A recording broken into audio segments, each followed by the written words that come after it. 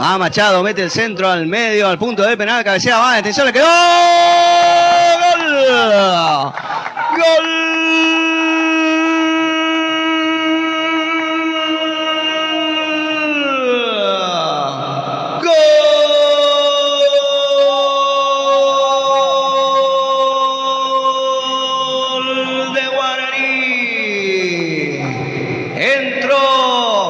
Al punto del penal tomando una peinada de Máximo Duto, lo manda dentro del arco, poniendo así a Guaraní 1, Huracán 0, en tan solo 23 minutos de este primer tiempo.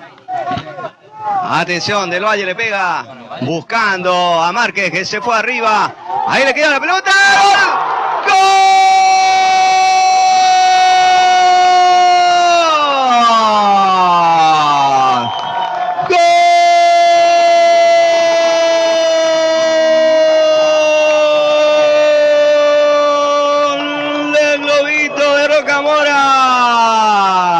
Con el número 10, Barquinero dice que aquí en Rocamora, Guaraní y Huracán están 1-1. Aprovecharon muy bien la primera que tuvieron y ahora este partido se pone lindo en Rocamora. Huracán 1, Guaraní 1.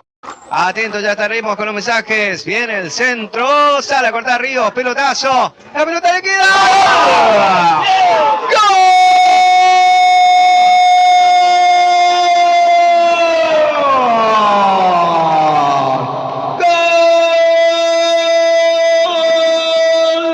¡Gol de Guaraní! Lautaro Caldero tomando un rebote. Con la pierna derecha no pudo retener Ríos y la pelota se metió al fondo del arco, dándole la ventaja al equipo de la franja en estos ¿cuántos minutos? 46 minutos del segundo tiempo. Ya no hay más tiempo para nada, salvo que el juez adicione algunos minutos más. Guaraní se puso en ventaja 2.